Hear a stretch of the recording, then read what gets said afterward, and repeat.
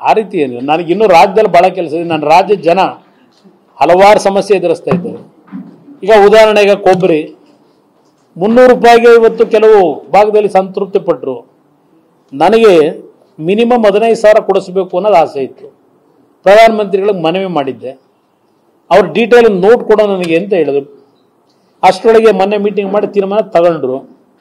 ನಾನು ಅದಕ್ಕೆ ನೆನ್ನೆನೂ ಹೇಳಿದ್ದೇನೆ, ಕನಿಷ್ಠ 1.5 ಲಕ್ಷ ಮೆಟ್ರಿಕ್ ಟನ್ನನ್ನು ನಮ್ಮ ರೈತರಿಂದ ಖರೀದಿ ಮಾಡಿ, ವ್ಯಾಪಾರಸ್ಥರಿಂದ ಖರೀದಿ ಮಾಡಬೇಡಿ ನಫೆಡ್ನಲ್ಲಿ. ನಾನು ಅದನ್ನು ಅವ್ರ ಗಮನಕ್ಕೆ ತರಲಿಕ್ಕೆ ಬಯಸ್ತೀನಿ. ಏನು ಪ್ರಧಾನ ಹೊಸ ವರ್ಷಕ್ಕೆ ನಾನು ಮೊದಲೇ ಹೇಳಿದ್ನಲ್ಲ ಬದ, ಹಳೆ ವರ್ಷದ ನೆನಪು ಮಾಡ್ಕೊಂಡು ಹೊಸ ವರ್ಷಕ್ಕೆ ಕಾಲಿಡೋಣ. ಮುಂದಿನ 2024ರ ಹೊಸ ವರ್ಷಕ್ಕೆ ನಾವೇನು ಕಾಲಿಡ್ತಾ ಇದ್ದೇವೆ.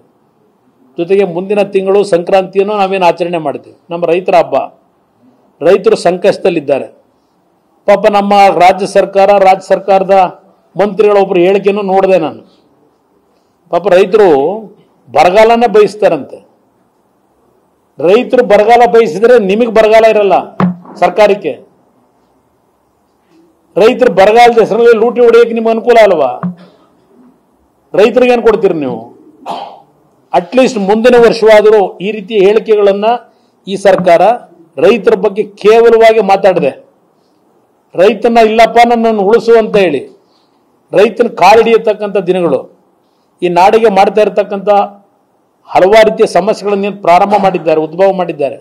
ಇದೆಲ್ಲದಕ್ಕೂ ಮುಂದಿನ ವರ್ಷ ಒಂದು ಅಂತಿಮ ತೆರೆ ಎಳೆದು ಈ ರಾಜ್ಯದ ಸಮಗ್ರ ಅಭಿವೃದ್ಧಿ, ಈ ನಾಡಿನ ಪ್ರತಿ ಕುಟುಂಬಗಳ ನೆಮ್ಮದಿಯ ಬದುಕು ಆ ತಾಯಿ ಚಾಮುಂಡೇಶ್ವರಿ ನೀಡಲಿ ಅಂತಕ್ಕಂಥ ಒಂದು ಹೊಸ ವರ್ಷದ ಶುಭಾಶಯಗಳನ್ನು ನಾಡಿನ ಜನತೆಗೆ ನಾನು ದೇವರು ಪ್ರಾರ್ಥನೆ ಮಾಡಿ ಶುಭ ಕೋರ್ತೀನಿ.